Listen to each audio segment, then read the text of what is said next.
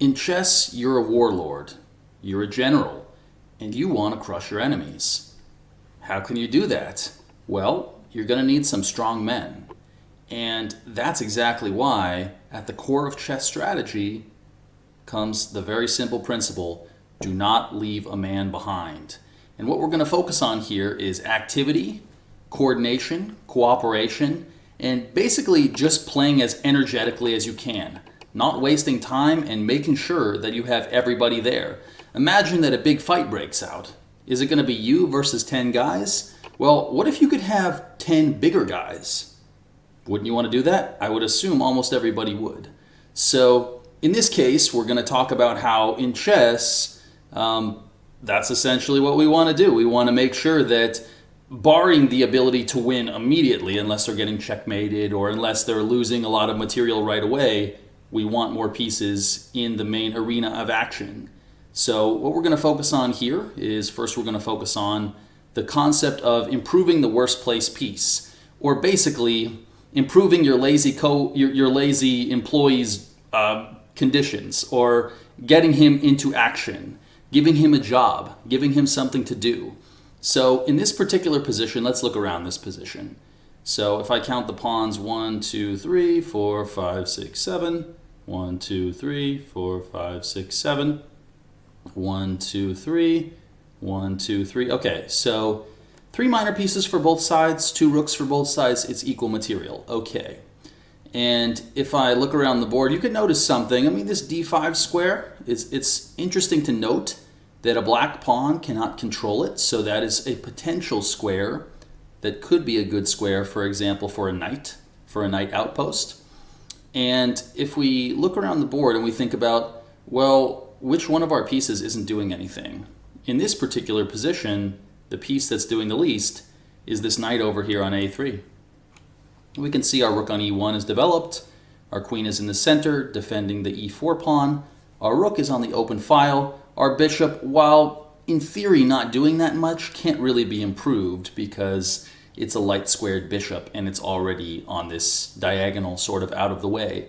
So what can we do with that knight on a3? There's a saying that the knight on the rim is dim, but that's, sometimes it's not really true, because sometimes a knight can be over here or over here on h5 and attacking the king and hop right into action on f6. But if the knight is on the side of the board and has no good way to get into play, then it's usually not a very effective piece. So in this case, you see the pawn on a6 is controlling b5, so we can't go there.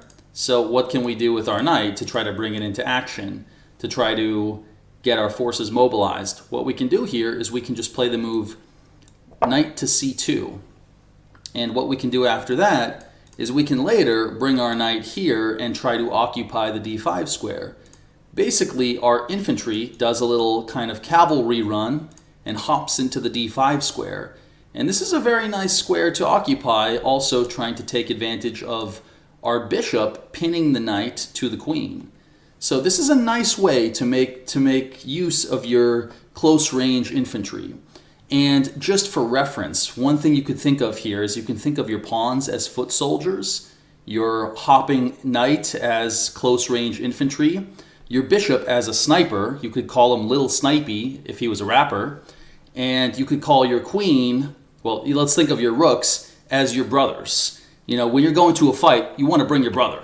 You want to, if you have one, or your friends who you call brothers, but basically you want your bros by your side. So you don't want them, in another city. You want them to be with you. And of course, the queen is the bad bitch. And the queen is the baddest bitch of them all and makes all the other girls jealous. So you have to make sure that your bad bitch is a good bitch. So let's go on to another one. We're going to talk about the same concept again. Let's see. Okay. So here's another position, and this one looks like there's not much going on. You can see things are pretty locked up, so it's kind of a gridlock here on the board. So it might not look like there's that much going on. I want to mention 2 main points here. The first one is that when you have a closed position like this, and when I say closed position, I mean, look, we have 7 pawns here, but we have no open lines. We have only this half open. We call it a half open file when the file is open for our rooks but not open for theirs because they have a pawn on c6. So in positions which are closed and semi-closed like this, they're really blocked up. Usually what you want to do is you want to prepare a way to open up the game a little bit. And to open it up, you usually, not always, but usually have to use your foot soldiers. You have to use your pawns to break open the game. And so what that means is you'll usually want to prepare what we call a pawn break. So we create a break by creating contact with another pawn. In this particular position, we don't need to do it right away because that might actually help black's pieces that are sort of passive. So the best move, I'm just going to remove these little arrows here. The best move here is to not leave a brother behind. Don't leave your brother behind here, and the only piece that's really not taking place in the play, all of these pieces are in the center and taking part in controlling squares. The only piece not taking place is this rook here on f1. It's on its home square after castling and is not able to really do anything right now. So the best move in this position is just the very simple rook to f1, rook f to d1. So we develop our piece and we improve our worst place piece. And if you look at it from black's point of view, the reason I like this one is that both sides are doing the exact same thing. They're both improving their worst place piece. So basically black has all of their pieces kind of in the center. I mean, the rook has moved over here to c8. And the only piece that's really not taking part in the play is the rook on f8. So the rook should go rook f8 to e8. And here at least you can see it's on this half-open e-file. So it has improved. And this is a case of really simple, calm chess that indicates that somebody has a pretty high level of chess strategic understanding. It's a good example of just calm strategy. Just, all right, I'm going to bring another piece into play. I'm going to bring another one. So when the fight breaks out, I have my boys there. I have more there than my opponent might. So in this case, now with white having all the pieces in play, white can try something like hurling the knight in the center with knight e5, and after knight takes e5, we can actually try to open it up with this pawn capture because now we have some tactical ideas with our rook lining up with the bad bitch on d8. And so if knight h5, we can just move our bishop back, because the knight is attacking the bishop. So I just retreat my bishop. And now this knight is actually in a weird spot right here. You see it has no safe squares. So I am actually threatening to advance my pawn up 2 squares and just capture the knight, which would be trapped. So in this case, black plays g6 to give it some breathing room. And then here I just ended my analysis here with f4. And basically, with a series of simple moves, what we've done is we brought everything into play. We brought our last piece into play. We brought our last brother into play. And then we decided to play aggressively or only play actively once everything was in play. And of course, sometimes you can be more aggressive first, but only if usually only if you have an immediate knockout. But if not, then there's nothing to lose by just bringing something into play, especially if your position is more active than your opponent's. So let's go on to the next one. Okay, this one was actually played in the World Championship just a few days ago. This was played between Magnus Carlsen and Fabiano Caruana. And the funny thing is, these ones always kind of crack me up because the best move is actually an application of the most general, simple strategy that every chess player who's been playing for a little while has heard before. The same idea I've been talking about of bring all your pieces into play, develop all your pieces. And if we look at this position right here, if we look at black's position, the queen has been brought out to the f6 square. The bishops are both in the center. The rook on e8 is defending the e5 pawn, and on the e-file, the only piece that's doing literally nothing is the rook on a8. So here, black should just improve the worst place piece. And I thought the simplest way to do it was just the very straightforward rook a to d8, putting the rook on the half-open file.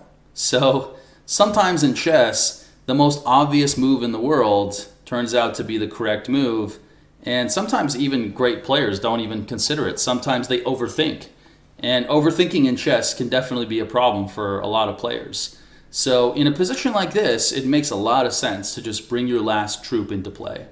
So if white goes queen to f3, trying to trade queens, in this case, because black has pretty good pieces in the center, it actually makes sense for him to just kind of keep the queens on the board, keep the fight going, and make white actually defend this a little bit. Make white kind of prove that they can hold everything together. So this was a nice illustration of just improving your worst place piece, improving your only lazy worker who's doing nothing. So let's go on to the next one. Okay, this one was played in a World Championship match. Mikhail Botvinnik as white against Mikhail Tal, played in the World Championship in 1961. And I like this one because it really helps you focus in on the worst place piece. And in a lot of these examples, I try to make it clear by showing one piece that's just doing nothing. And in some of those cases, it's just the rook in the corner. Because if the rook in the corner, you know, like if we look around the board, one useful thing you might want to do is when you're playing games and looking for tactics that might benefit you, look around the board and think about what's undefended. And you may want to do this as often as you can. You know, you see that this rook is not defended by anything. I'll just go around the board and do it. This queen is not defended. This queen is not defended. This knight on f6 is defended by nothing. This rook on h8 is defended by nothing. And our rook in the corner is defended by nothing. So in this particular position, what's the pawn count? 2, 4, 6, 7 for black, 2, 4, 5 for white. So white's down 2 pawns but has a lead in development. And what that means is that if they could bring more forces into play and kind of break this open, then this could be fantastic for them. And the question is, what's our worst place piece? Our worst place piece in this position is our rook in the corner.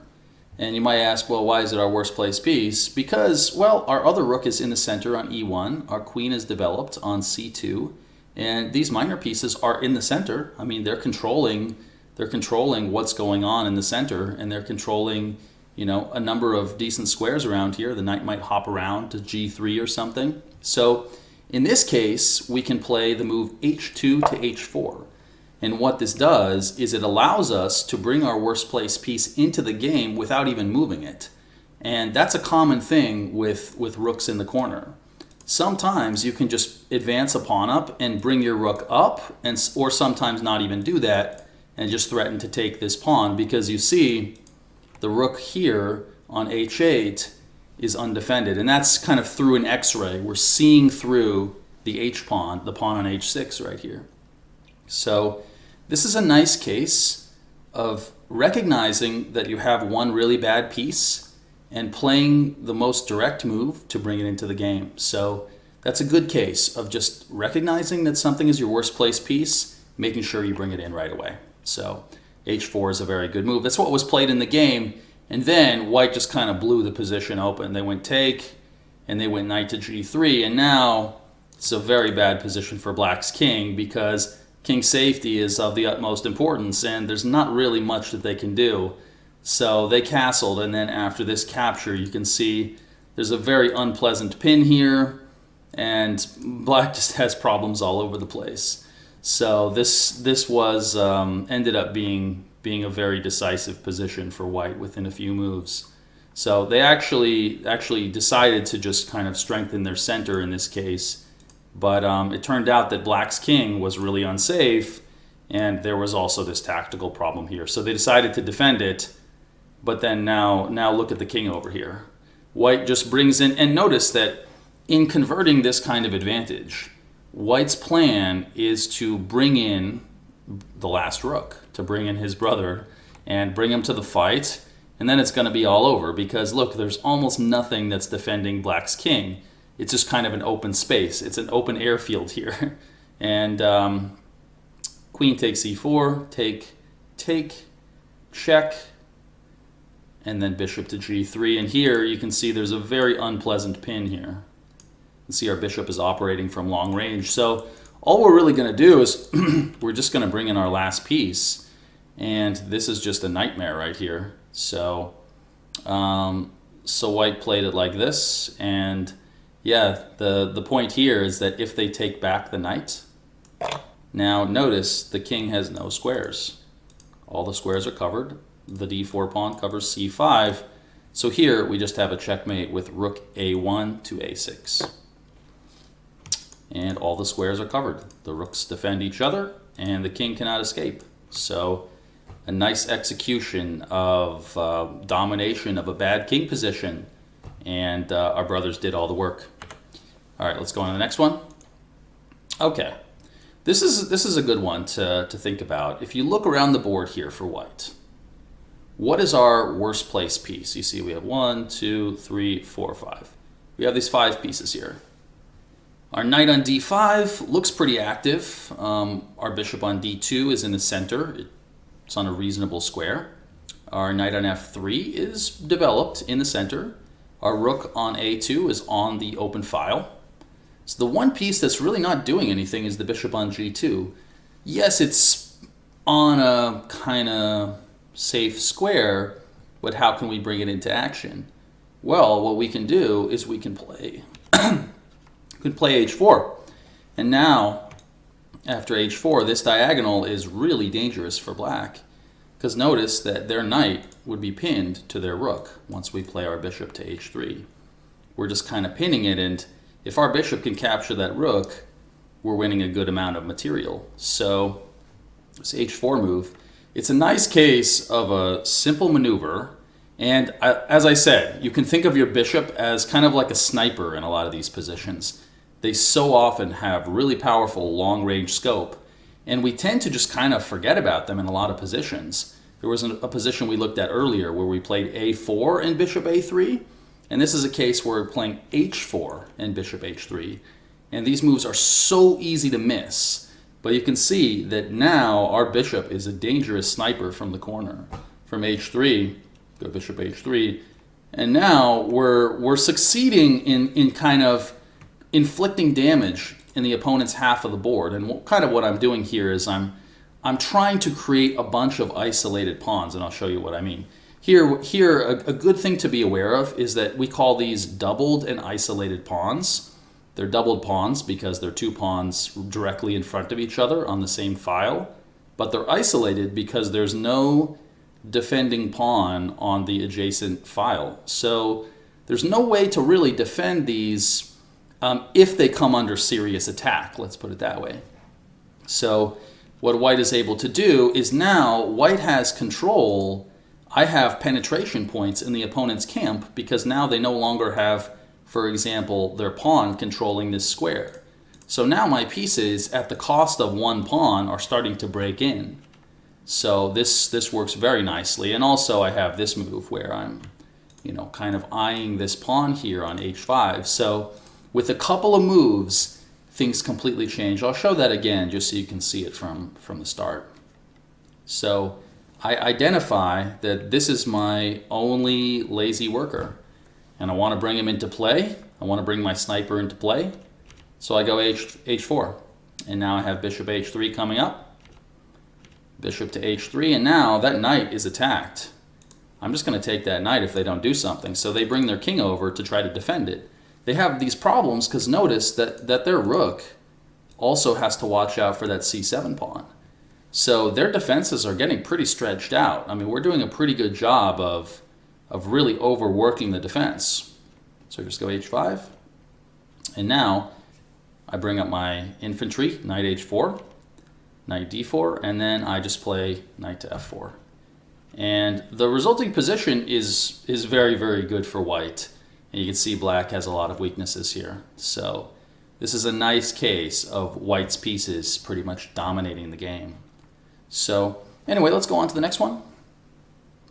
Okay. All right, so here's again a typical kind of thing that can easily come up. We have a situation like this. All right, our king is in sort of a precarious position. It's over here on the sidelines, and the opponent might want to play something like knight to h4, kind of, eyeing the idea of bringing their queen down here. So we have to keep our eyes open here and think about what we want to go for. And in this position, when we're playing with white, let's count the material first. 1, 2, 3, 4, 5, 6. 1, 2, 3, 4, 5, 6. Okay, so it's equal material. Our bishop is quite effective because it's cutting off the king. The king is, again, kind of being sniped at. The sniper is preventing the king from running away. So he's kind of under indirect fire. He can't really go anywhere. So again, the usual issue, we don't want to leave a man behind here. We don't want to leave anything out of play. We don't want to jump into going for an all-out attack here if we don't have everything in play. So what we want to do in this case is we just want to bring in our last piece. Our worst placed piece is our rook on a1, our brother. There's going to be a fight starting soon, and we want to bring our brother in to join us. So here I just go rook to g1. Now my rook is here on the open file, and doing quite a useful job here. If they play knight to h4, which is a nice trick, they're trying to take my queen with check and then recapture their queen, you know, because this is a nice little tempo gaining gesture here with knight h4, and I can just simply move my queen out of the way. And if I move my queen back and then play and then bring my rook down like this, now what I've done is, now we have all of our pieces in play. I've just moved away from their threat. I moved away from what their threat was to my queen. Now my rook is attacking their queen, so they just move their queen to safety. And now when I do this, now I have all my pieces in play. I have my bishop here, sniping down here. I have my bros here, hitting g7. I have my bad bitch controlling everything here. I'm threatening to come down here and even give them, I have some threats of back rank mating ideas. And I'm threatening the b7 pawn. So basically, just by bringing everything into play as energetically as possible, not wasting any time, I've established a winning position. So that one wasn't that hard, but it's just about using all of your forces and not forgetting about anybody. We don't, I mean, if we have a great fighter in the corner, we don't want to leave him there. We need to bring him into play. Okay. Okay, this one's easy to miss. This one's very easy to miss. We have the same concept here too. 2, 4, 5. 5 pawns for both sides. Black seems to be pretty solid. You might be looking at this and going, oh, black is just nice, and you know, they have their knight here on d5. They've kind of set up this nice firm blockade, nice and solid. And from white's perspective, well, white has the 2 bishops. They have 2 bishops here, and one of the great things about having the 2 bishops is the unopposed bishop, the dark squared bishop. Notice black has no dark squared bishop. Can be a very dangerous piece because it has no equal. There's nothing to directly counter it. So if that bishop can become a monster on the dark squares where they can't equally challenge it, that'll be a problem. So what I want to do here with white is I'm thinking about how can I bring more forces to bear? Because at the moment, I mean, if we look at what's going on here, we can say we have 1, 2, 3, 4. We do have some pieces here, certainly. But notice the black pawn is defending everything here. We have, you know, 2 knights defending, the queen defending, the king defending, the f7 pawn defending. So you could fairly say they have about 5 defenders and we have about 4 attackers.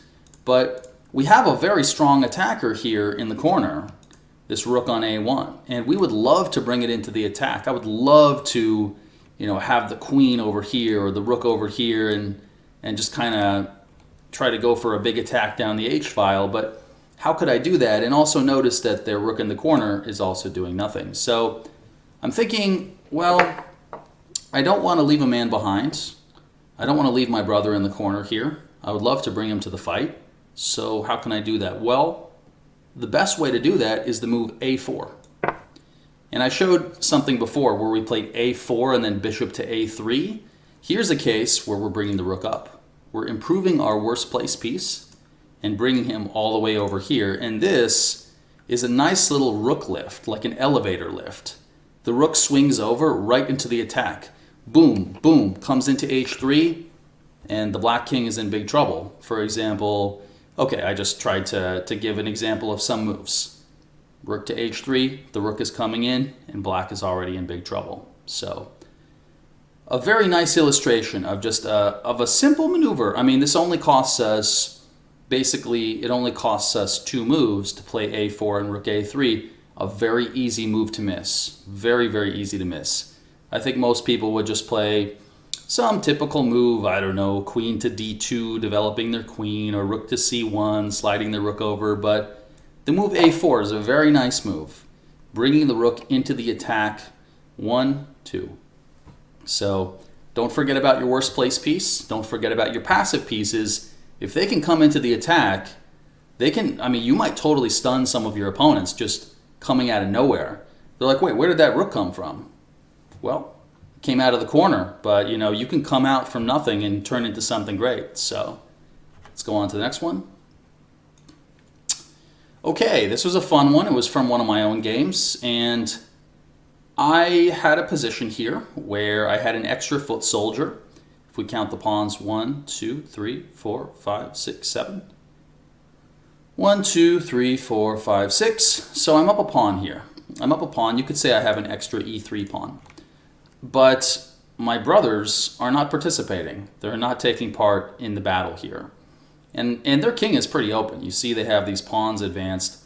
I mean, these dark squares around the king and just these squares in general around here are pretty soft. So what we would like to do here is we would like to bring our pieces. We would like to bring our brothers into the fight. So here, I played the move rook a to c1. So my rook can definitely jump in. I mean, here's a nice square to jump into as one example. And I also have ideas of bringing my other one in. Both of them, I mean, what you'll notice here is that both of them are not in play at all. So I'm going to plan. My plan is, before I launch any kind of attack, I'm going to bring both of them into play. So my opponent played this, rook to d7, and then I brought my rook up. And I noticed I have a very comfortable square right here, a rook square on f4, where if I plant it there, it's a great hiding point. I can just leave my rook there, and I'm targeting this f5 pawn. So basically, it's a nice station for my rook. So my opponent played queen to e5. I brought my other rook over. Here again, same principle. Activity, cooperation. We're cooperating together. We're working together. I'm bringing everything in. So before I launch the final decisive attack here, I'm bringing everything in. I'm setting it all up. And then once the battle breaks out, I'm more prepared than they are. That's the principle here. We're preparing for the final assault. And I don't want to launch a final assault with just one piece or two pieces. I want all three of them there. I want my foot soldier taking place. I want everything in play. So I slid my rook over to that excellent station over here. And my plan now was actually to do this, bring my other one up, and then finally blast open the position with this pawn move, which forces them to break everything open, and then their king is going to be very exposed. So they played this, and now I brought my other rook up, and I'm preparing that break. They played this. All right, I waited a second before I played it. I hesitated for a moment. I didn't need to. I probably shouldn't have. Didn't matter, fortunately. So I played this move, and because they were attacking my pawn on d5, so I just simply defend. And now, you see, I'm all prepared, and you see my queen lined up with their king here. I'm all prepared to blast it open with e4. So now I just blasted it open, and they were helpless. So the key point here is that rather than just jumping into the attack or jumping into creating threats, what I did is I stationed my pieces on the best possible squares, and then I blasted it open. Take, take. Check. And so I opened up the game. I'm attacking their queen. I have a little discovery against their king, and I just played check. And now I traded queens. And now I took the pawn. So everything worked out perfectly. And then I checked their king. And I played a nice little sneaky move here. I played this move, and it's a clever move, because if they take my rook, I take this, and now I'm just going to queen. I'm just going to promote my pawn to a new queen. Once I have a new queen, it's going to be all over. So this is a really sneaky move, very sneaky move. I call it a sliding move. So I'm keeping contact with their piece, but I want him to take here. And my plan is just push this guy down here, get a new queen, and it'll be all over. So the game was basically over. The game was basically over in a few moves. I just took all of their, I took all their stuff, and then I played this, and then the game was over. But a good example of bringing all your men into the fight and then making everything explode. So I'm only initiating the fight when I have all my boys there. All right, let's go on to the next one. Okay, this was an interesting one. This was a game that I played where, let's count the material. 1, 2, 3, 4, 5, 6. 1, 2, 3, 4, 5, 6. Okay. So you'll notice I have 2 rooks and a bishop. They have a rook and 2 minor pieces. So basically, I have a rook for a knight, and a rook is worth almost 2 pawns more than a knight. So essentially, what I need to do is I need to open this position up. But what I want to do is I want everybody in the best position possible for the fight. And so what I did here was I first improved my rook. And I did that to take over this A file. Here's a nice invasion point.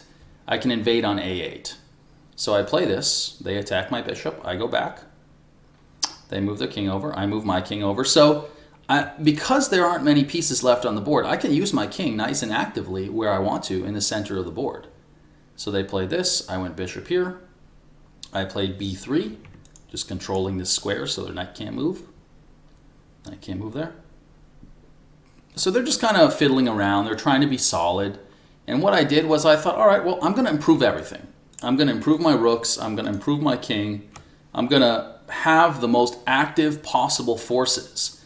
And then when the fight breaks out, I'm going to be ready for it. My pieces are going to be in the best possible position for this. So they move their knight back. I move my bishop to a nice active spot. They brought their king up. I moved my rook over. And so I was kind of toying with the idea of threatening a pawn here, but for the moment, I'm just sort of preparing the final assault. And so I brought my rook down, and now, okay, I was, again, trying to play with some threats here. It wasn't totally clear what my final threat was going to be, but for the moment, they're just kind of trying to stay solid. It's kind of like I've pushed them to the edge, and they're just sitting there like, oh, please don't kill me. They're just kind of moving back and forth. They're trying to remain solid. They're trying to build a fortress. They're trying to build a fortress so that I can't penetrate. So I came up with a nice plan here. I played this. I'm keeping an eye on this c6 pawn. So they attacked my rook. I moved it back. And now, let's see, what did I do here? I just simply moved up my rook. And now they were hoping to just shuffle their piece back and forth, but I caught them. I caught him with a great trap. And the trap was based on what we call an X-ray. The bishop on E8 is undefended. And I noticed that if I could blast this open, now I'm totally ready to break this all open because, I mean, their men are pretty passive here. So now I blew it open with the move D5. And they decided to not even continue playing because if they take it, I take. And now you can see that what I've done is I've just blasted this open. And now my rook can take that bishop on E8, which is not defended. So if they take, then I take, and this is a pretty devastating pin, so it's going to be all over very, very soon. So this was another case where before launching the final assault, I put all of my men in the best possible position. And the reason I did that is because I couldn't break their fort right away. I had to prepare it first. So that is a common way that attacks take place. That's a common thing in terms of attacking is that, well, let's say they have a couple of pieces defending. Well, if we just have a few pieces attacking, the attack really is unlikely to work just on numerical terms. But if we put everything in the best possible position, keep them tied up, and then we go for the assault at the best possible moment, then we're controlling the initiative. Then we're controlling what's going on. It's like we can strike when we want to. Once we establish weakness, then we can finally strike. So Let's go on to the next one. Here's a good one. Again, we've been talking about don't leave a man behind, and that can also mean when you have a piece on the side, of the board. I talked about another example earlier where there was a move like this, like g2, g4, attacking a knight in the corner, or on the side, I should say, on the side of the board. And in this case, this knight on h5 needs to come back and can actually be a very good piece if you could bring it into somewhere like, I don't know, if you could bring it over here. So what Black played here was the very nice move. He played a very nice move after identifying that this is his worst placed piece. He played the move g5. And what this does is now the knight can just come right back into action. So rather than being in the basement at my office, just in the basement with no electricity, unable to do anything, suddenly my knight comes in and he's a full-fledged worker. He's working hard here. And he's a trained killing machine. So my close-range infantry is coming here into the center. So this is a nice little move to be aware of. Again, what I'm thinking about is I'm thinking about cooperation, activity, worst placed pieces, and I'm thinking about I'm thinking about, all right, well, what is my opponent's idea? What are they threatening? And what's my worst placed piece? And these actually coincide. It's the same answer. My opponent's threatening to win my piece, and my worst placed piece is my knight on h5. So I play this, and then I just bring it back. So it works very nicely. It works very nicely for Black in playing as actively as possible, and as you can see here, we have some nasty geometry going on here, a nasty pin from our long range, our sniper, as I said, little snipey. Little snipey on h7, pinning that rook on b1. A very nice case of a long range killer. So this is fantastic for white, or for Black, I should say. Let's go on to the next one. Okay. So here's another one where we have to think about, all right, well, how can we play as actively as possible? We want to be active, we want to be coordinated, we want to have our men working together. How can we do that? Well, in looking at white's position, the knight on c1 is pretty passive. It's not really doing much. So I want to bring it into action. How do I bring it into action? Well, I don't really like putting the knight here because actually there's a nice little trick. This is a nice little trick because you'll see that their knight is then attacking my bishop on e3 and my rook on d2. My bishop on e3 is undefended. Let's scan the board here just for fun to look around at what's undefended. So my rook on b1 is not defended. My bishop on e3 is not defended. And the pawn on b7 is not defended. But for the most part, the issue with undefended pieces is more of an issue for white. So what I can do here is I just play knight to a2. And you might think, oh, isn't that a weird move? Didn't you just move it to the side of the board? Well, I'm coming right into the center. So a knight on the side of the board isn't necessarily bad as long as it can come in. So it's coming into c3. So Black plays f5. I take it. And now, again, in two moves, first of all, I'm improved my knight. Second of all, I'm allowing my rook to come in. I'm allowing my brother to come in and join the fight. And so now I've improved my knight, I've brought my rook in, and now I can chase this back, and my knight is right here ready for battle. So they play knight a5. All right, so they're threatening the b3 pawn, so I can come over and defend it. Sure, no problem. They play b6, and this is nice because what white has done is white has taken control of the position and slowly improved everything. So I improved my knight, then I improved my rook, then I gained some space and made their piece worse with this g4 push, which was a nice little move. And then I brought my king into the game. And now I have more improving moves. Here's another great move. My bishop here on e2 is kind of blocked in by my pawns. So what I can do is I can play this move, hitting this, and now I have possibilities of bringing the bishop in. So I not only started off improving my knight, then I improved my rook. Then I improved my king, then I improved my bishop. This is a nice case of coordination, constant improvement, constantly building up. We're building up our forces, and as we keep improving, our position gets better and better. So here, we just gradually built up everything. Bishop e4. And in this final position, now we kind of have all of our pieces in an ideal position right here.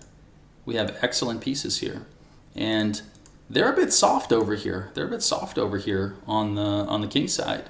So now we can launch a pawn assault to break things open over here. You can see there's some undefended things over here. So we blast it open. And now we have these two pawns here. We call these connected pass pawns. So we have these two pawns here which have the potential to kind of storm up the board. So we've made tremendous progress, and here I'm even picking off a pawn. So a very nice illustration, and this was the end of the game actually. White just totally dominated everything. So this game was a beautiful case of the domination of the bishops. They just totally took care of Black's passive forces, but this one was all about building up. This one was just about almost every single move was improving the worst place piece. Constant buildup, constant buildup, constant buildup. And you know what? A direct assault in this position didn't work. So we just had to gradually build up. And as we built up everything, suddenly the opponent, their position just started falling apart, started disintegrating. Okay, let's go on to the next one. Okay, so now I want to talk about one thing which is connected to all of this. We've been talking about piece activity and coordination. We've been talking about don't leave a man behind. Don't leave your brothers behind. Focus on cooperation. Focus on working together.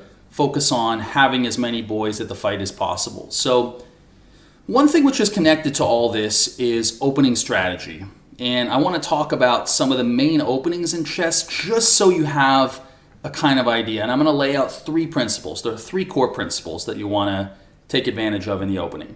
The first one is controlling the center with pawns, and let's think of it this way. It's basically holding down the fort. It's staking a claim. So first you want to stake a claim, okay? The second thing you want to do is develop your pieces. So that basically means set up your troops. So stake a claim, set up your troops. And the third thing is protect your king. And that essentially means establish your home base. Essentially set up a security system. You want to, protect what's rightfully yours. So what we want to do in the opening is we want to stake a claim in the center. We want to set up our troops, and we want to set up our home security system. We want to set up our home base. So stake a claim, hold the fort, and establish your home base. And I'm going to show you just some examples, and we're going to talk about how we can see these principles being applied by both sides. It's very interesting, but every major opening actually applies all three of these principles. And so let me just show you. Some of the moves may seem complicated, but if you think about it in those terms, it makes sense. So let's go through this. Okay. So if d4 is played, let's say d4, knight f6, c4, and basically I do also want to say that when a knight goes to f6 like this, they're preventing e4. They're preventing the pawn from coming up because then they can just take the pawn.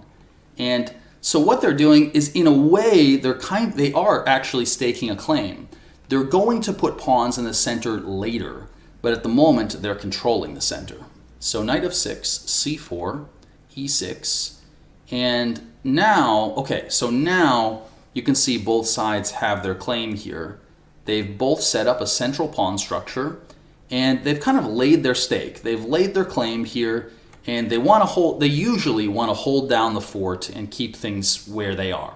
So now the plan for most of them, as you see, there are a lot of pieces to develop here.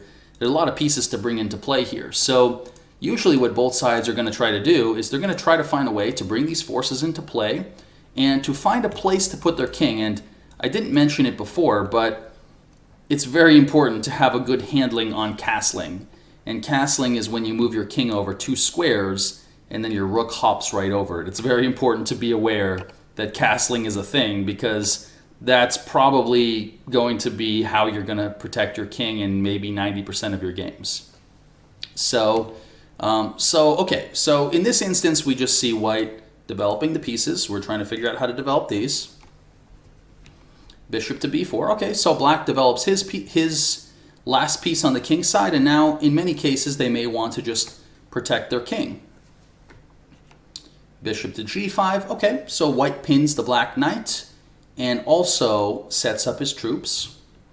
Black plays h6 to challenge this bishop, and white decides to capture. Black captures back. And basically what ended up happening here is basically black wanted to exert some pressure in the center if the bishop had moved back. So white gives up a bishop, but the point is that white is very, very secure here. A normal way of developing the pieces is like this. I might just simply bring my rook in, improving my worst placed piece, develop my bishop, and then castle my king, which simultaneously brings my brother into play. So I'm bringing everything in nice and slowly. You can see. So the first thing is both sides have their central pawn structure set up. They have a fort set up in the center. They also are setting up their troops, and they're establishing their home base for their king. So let's just play a few more moves. They castle. Okay. So what they've done is they've just moved their king over 2 squares, and then the rook hops over it. And this can only be played when both the king has not moved and the rook has not moved. So neither of those pieces have moved yet, and that's why we're able to castle. So we castle, and white is going to castle in a few moves too. So I bring the rook over to support the knight on c3. I avoid any kind of tactical messes or anything, and black decides to take, and then decides to strike back at the center with a pawn, which usually is necessary sooner or later. Usually they need to strike back.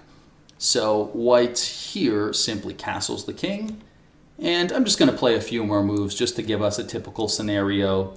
And now black would like to develop the knight to c6, but would like to capture back with the bishop so that it's nice and active right here on the c6 square.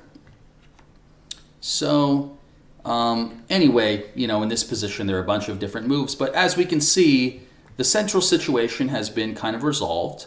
Both sides have many of their pieces in play, and their kings are both safe. This king has been castled, this king has been castled, and yeah, we have quite a nice position here on the board. So if black plays this, I play queen to b3, attacking this bishop on b4. Black defends it with a5, and basically the plan here is, as you've seen here, with a couple of moves played, now black has developed the knight. Almost all of black's pieces are in play now, and almost all of white's are too. So this is just a typical illustration of how both of the sides might hold down the fort, set up their troops, and establish their home base. So I'm going to show, this was a case of when they play d4. I'm going to show some other cases of when they play e4 or when they play c4. So let me go back and let's look at it in other scenarios. Okay, so what if I go c4? Okay, so I want to show a typical development scheme for both sides. So black plays e5, and what we're seeing here is both sides are controlling space in the center, and now black can develop their knight and find a place to put their bishop on one of these squares usually and castle their king. So essentially they're laying a stake in the center. They're trying to set up their troops quickly, and they're trying to establish their home base for their king. So white develops a piece with knight to c3, setting up his troops. Black also develops knight to f6, and notice how they're both controlling the center. White plays knight to f3, attacking the pawn on e5. Black sets up a troop on c6, also defending the e5 pawn so it's not loose. And now white plans to finish his development by putting his bishop on g2. We call this a fianchettoed bishop, that's just the name, and then trying to castle.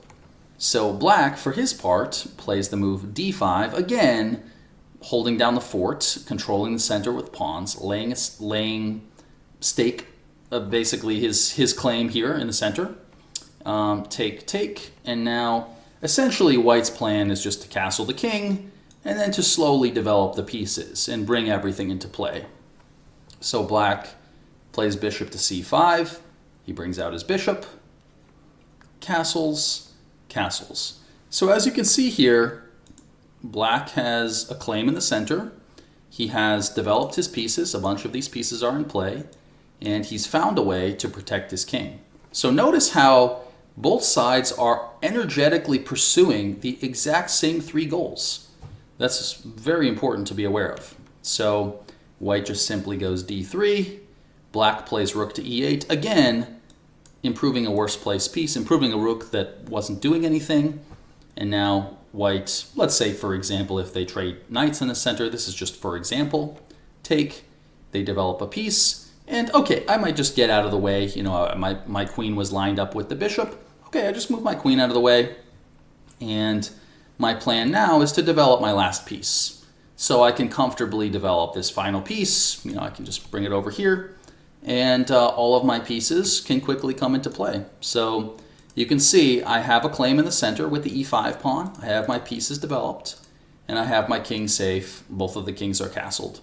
And white, for his part, has most of his pieces here in play too. He can play rook c1, developing his rook, and then he just has to solve the problems of what to do with the remaining pieces.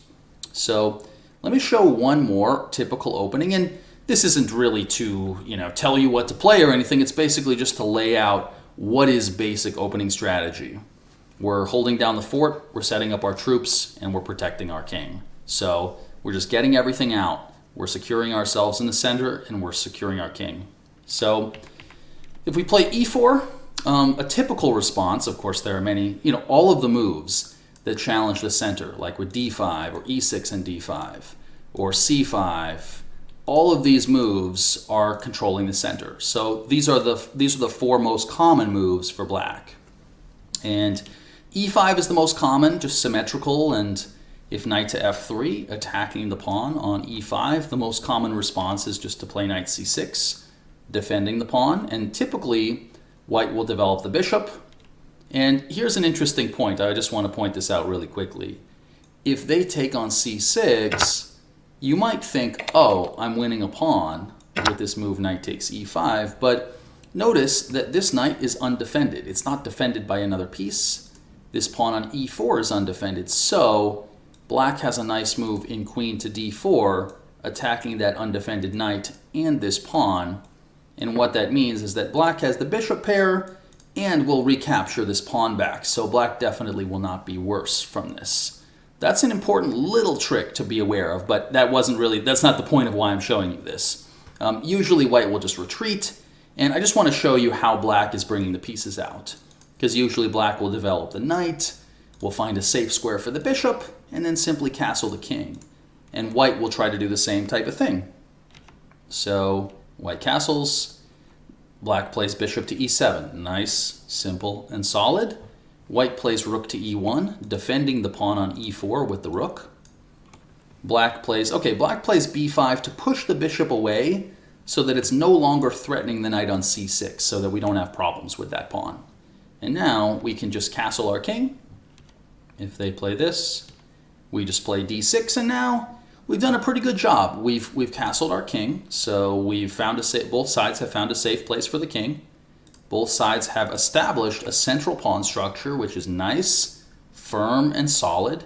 And both sides are now developing their pieces. So white's going to figure out what do I do with these guys, and black's figuring out what do I do with these guys.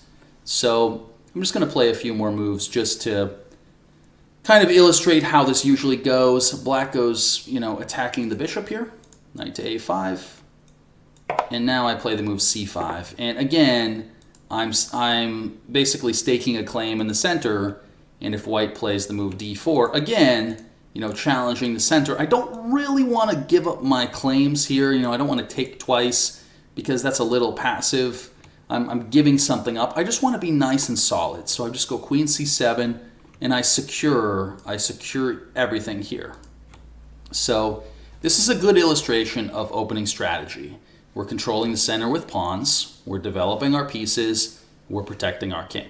The only fourth thing you want to do in the opening is maybe make or react to threats, but those aren't core strategies. The core strategy is make sure your central pawn structure is good, make sure your pieces are out, and make sure your king is safe. Those are the three main things to think about. So that's important because if you just do that more energetically than your opponent, you might just be getting big advantages every game with both colors. So I want to show you a typical case of what happens if your opponent plays the opening badly. Let's say if they do leave a man behind. What if they don't control the center? Okay. So some people will fool around and play on the side of the board without doing anything. And the best analogy, like I said before, is kind of like the home invasion analogy. It's sort of like, well, you know, you're trapped on the side of the board, you can barely do anything, and these people are just dominating your whole city.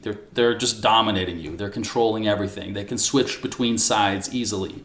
And here's a nice case. I'm just going to show a typical example of what white can do. You see my pawns are controlling the center here. By the way, this is called an ideal pawn center. If you can establish this at no cost and support it, then it's almost always a good idea to have. So black is just kind of, you know, playing a little passively, trying to develop their pieces. I play knight f3, b6. So again, I'm just saying what happens if they just play a little bit passively. I want to show some active ideas. I can play this very nice aggressive plan, and you might wonder, why is the bishop here? Well, the bishop is sort of annoying for black because of this pin here. And it's also the question of what do they do with their pieces to develop. So let's say I play bishop to b7. Now I play bishop c4, and you can see my pieces are pretty well placed. My knights are defending each of the pawns. My bishops are actively placed.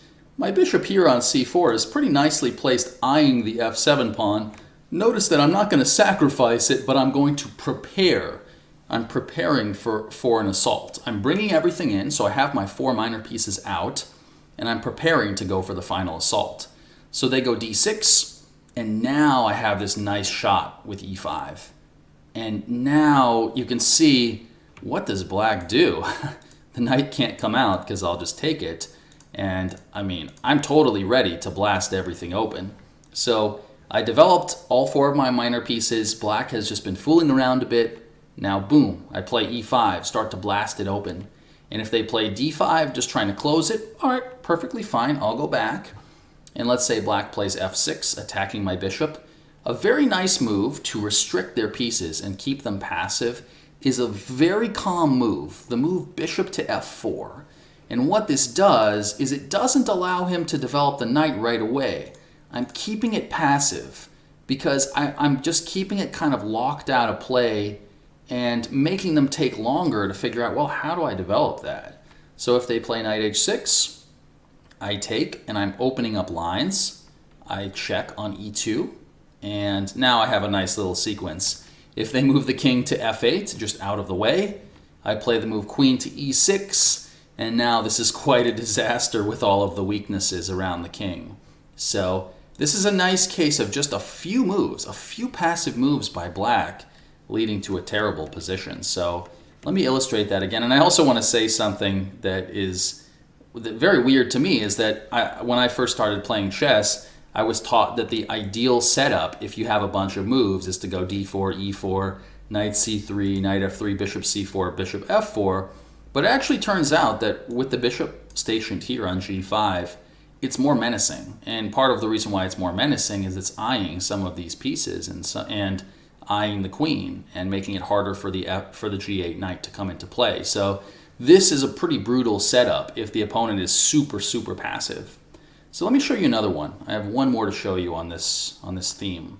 So what happens if white plays passively? Let me show you a typical case. So g3 is not a bad move, by the way, but they have to follow it up accurately. So let's say they just let me occupy the center. They play a double fianchetto strategy, we call it, with the fianchettoed bishop on g2 and on b2.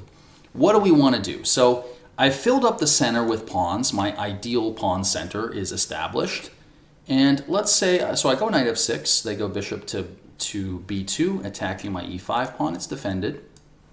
So what I can do here is a very nice move. I can play the move h5. It's quite an annoying move for them because what if I just advance my pawn and harass that bishop on g2? They have to be careful about it. So they might try to stop me, fine.